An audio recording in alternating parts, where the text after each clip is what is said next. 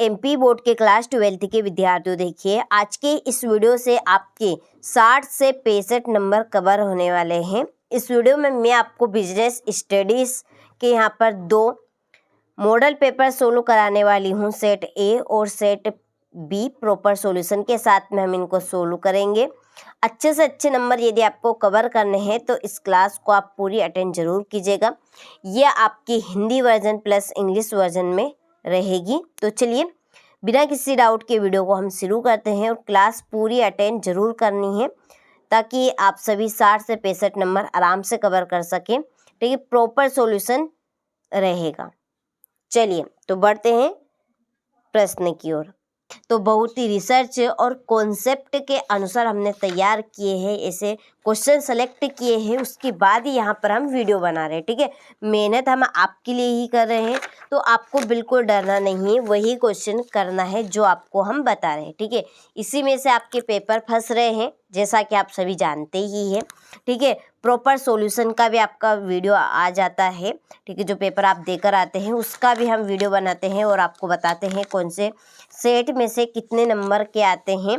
ठीक है, कौन से सेट में से कौन सा प्रश्न आपका फंसता है, तो प्रॉपर वही क्वेश्चन आते हैं। तो आपको बिल्कुल डरना नहीं, अच्छे से तैयारी कर लेनी है, सारे प्रश्न आपको रेड कर लेने हैं। ठीक है, तो आपका ही यहाँ पे ध्यान रखते हुए टिक मार के पहले से करके रखें ताकि एक एक प्रश्न मैं आपको पढ़ के बता सकूं।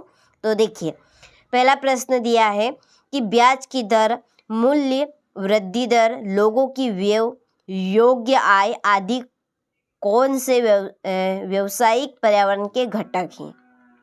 तो ये है आर्थिक पर्यावरण के।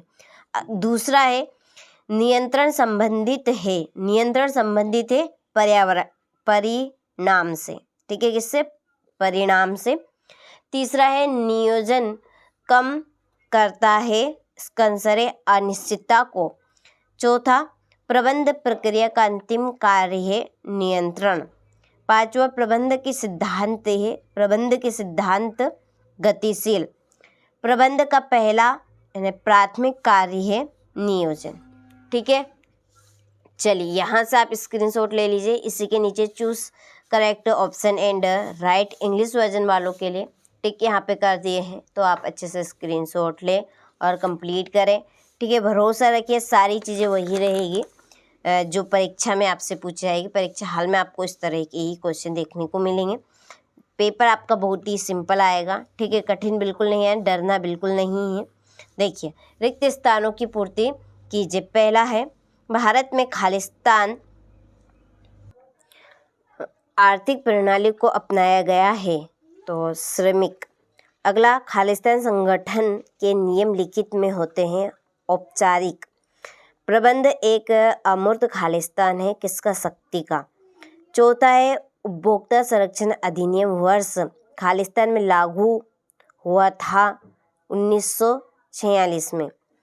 पांचवा है टेलर के अध्ययन का केंद्र बिंदु खालिस्तान था, मिश्रित।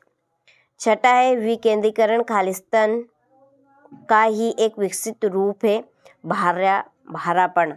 ठीक है, चलिए फिर है फिल इन द ब्लैंक्स, ये आपके इंग्लिश वर्जन वालों के लिए। ठीक है, मिक्स्ड।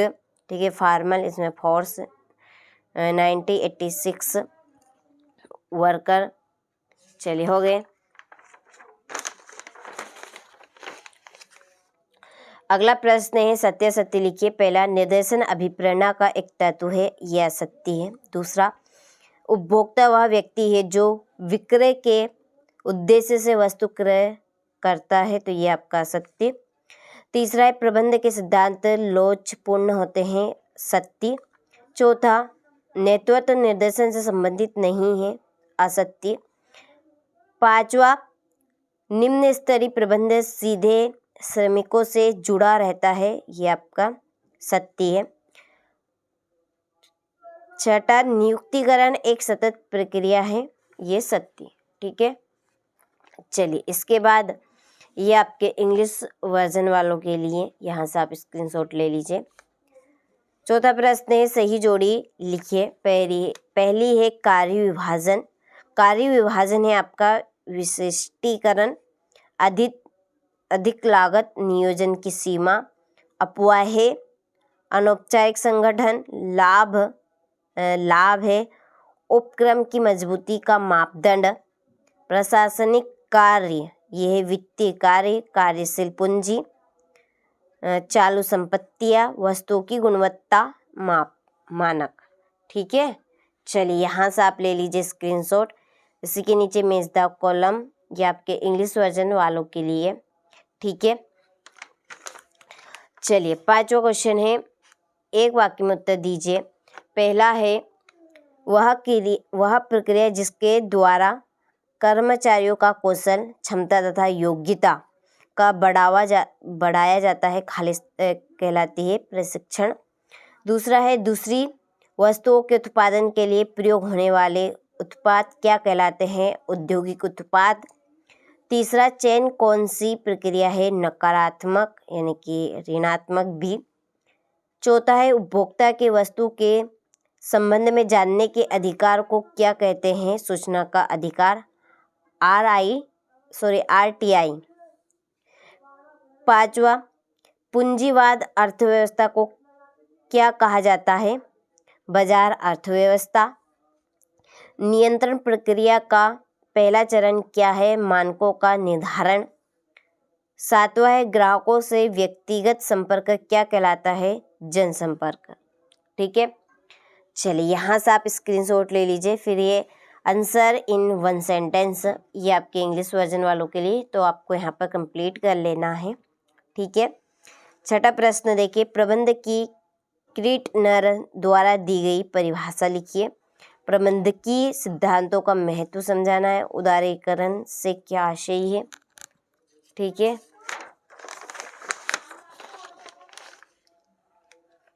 नौवा है, नियोजन की कोई एक परिभाषा लिखिए।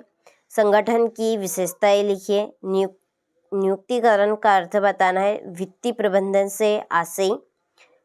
पैकेजिंग का अर्थ बताना है। विज्ञापन से क्या आशय है? अगला है, इको मार्केट स्कीम क्या है? प्रबंध कला एवं विज्ञान दोनों है समझाना है। नियुक्तिकरण यानी कि स्टाफिंग का महत्व लिखिए। नियंत्रण की कोई विशेषता बतानी। वित्तीय प्रबंधन के प्रशासनिक यानी वित्तीय कार्य बताने। नियोजन की विशेषताओं को समझाना है। इसके बाद में संगठन का महत्व समझाइए। एक प्रभावी नेता के गुण लिखिए। पैकेजिंग के कार्य यानी लाभ बताने हैं। ठीक है, चलिए हो गए। आपने सारे प्रश्नों का अच्छे से स्क्रीनशॉट ले लिया होगा। तो चलिए सेट ए की तरह सेट बी के प्रश्न भी हम इसी तरह से सोल्व करेंगे। तो चलिए बढ़ते हैं सेट बी के प्रश्नों की ओर। और देखिए, परीक्षा हॉल में जाने से पहले एक बार इस क्लास को आप जरूर देख के जाइएगा और सारे प्रश्नों को आप एक बार रीड जरूर कर लीजिएगा। ठीक है, तो देखिए पहला प्रश्न दिया गया है कि नवीन आर्थिक नीति घोषणा हुई थी। तो नवीन आर्थिक नीति घोषणा कब हुई थी? सन 1991 में। प्रशिक्षण में बल दिया जाता है। तो प्रशिक्षण में बल दिया जाता है व्यवहारिक ज्ञान पर। तीसरा है, हेनरी फियोल का सिद्धांत नहीं है। तो इसका आंसर है मानसिक क्रांति। चौथा है, प्रभागी संगठन की रचना किस पर आधारित होती है? तो कार्यों के आधार पर। पांचवा है, प्रबंध के कितने स्तर होते हैं? तो प्रबंध के 3 स्तर होते हैं। छठा है, सरकार नियंत्रण व प्रतिबंधों में कमी करती है उदारीकरण में। ठीक है, चलिए इसके बाद choose correct option and right English version वालों के लिए 1991। ठीक है, दूसरे का डी, तीसरे का सी हो गया। फिर चौथे का आपका सी नेचर ऑफ वर्क, पांचवे का 3, छठे का ए। ठीक है, चलिए हो गया। क्वेश्चन नंबर 2 में देखिए, रिक्त स्थानों की पूर्ति कीजिए। पहला दिया है, पदोन्नति भर्ती का खालिस्तान स्रोत है आंतरिक। दूसरा है, विज्ञापन खालिस्तान है कला। तीसरा, नेतृत्व के लिए खालिस्तान की आवश्यकता है अनुयायियों की। चौथा है, वैज्ञानिक प्रबंध से श्रमिकों के पारिश्रमिक में खालिस्तान होती है वृद्धि। निरंतर एक खालिस्तान चलने वाली प्रक्रिया है निरंतर।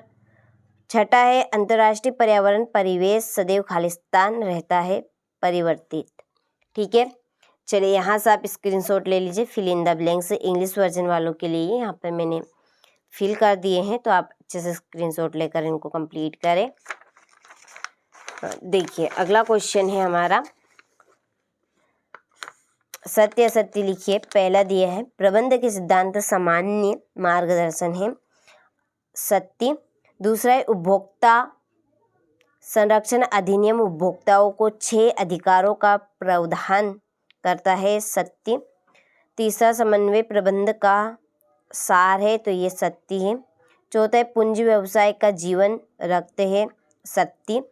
पांचवा संगठन प्रबंध का आधार है, सत्य। विचलन सदैव ऋणात्मक होता है, यह है असत्य। ठीक है, इसके बाद ये आपके इंग्लिश वर्जन वालों के लिए आप स्क्रीनशॉट ले लीजिए। देखिए अच्छे से आपको कंप्लीट करना है इनको। सही जोड़ी लिखिए। पहले सामूहिक क्रिया, यह है आपकी प्रबंध।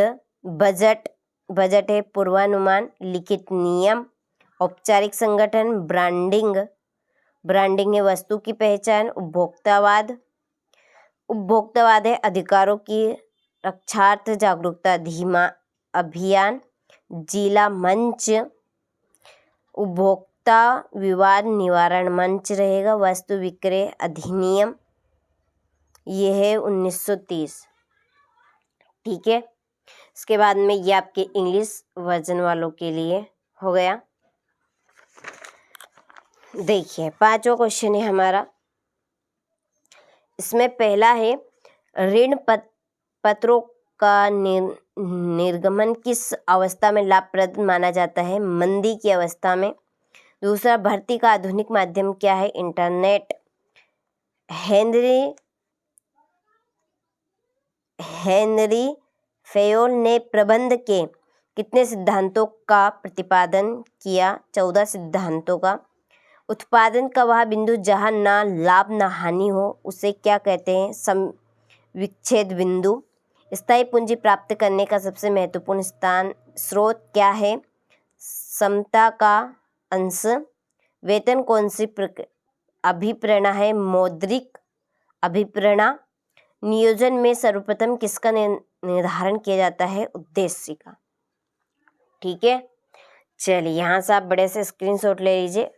फिर ये आपके इंग्लिश वर्जन वालों के लिए। ठीक है, छठा है प्रबंध का आशय स्पष्ट कीजिए। टेलर द्वारा प्रतिपादित प्रबंध के सिद्धांतों का वर्णन कीजिए। वैश्वीकरण के लाभ बताने हैं। ठीक है, बहुत ही सिंपल प्रश्न आएंगे, आपको बिल्कुल भी चिंता नहीं करनी, अच्छे से इनको कंप्लीट कर लेना है। ठीक है, फिर है उद्देश्यों का अर्थ स्पष्ट कीजिए। अनौपचारिक संगठन की विशेषताएं बतानी है। भर्ती से क्या आशय है, कार्यशील पूंजी से क्या आशय है, विक्रय संवर्धन से क्या आशय। लेबलिंग के कार्य बताने हैं। उपभोक्ता न्यायालय में शिकायत कौन दर्ज करवा सकता है, पैसे की 3 विशेषताएं। भर्ती के किन्हीं 3 बाह्य स्रोता का वर्णन। नियंत्रण की कोई 3 सीमाएं। वित्तीय प्रबंधन का महत्व। ठीक है, अगला है विकेंद्रीकरण का महत्व स्पष्ट करना है। निर्देशन के सिद्धांत समझाने हैं। विक्रय संवर्धन की किन्हीं 4 तकनीकों का वर्णन करना है। ठीक है, चलिए आपने सारे प्रश्नों का अच्छे से स्क्रीनशॉट ले लिया होगा, तो इनको अच्छे से आप कंप्लीट करें।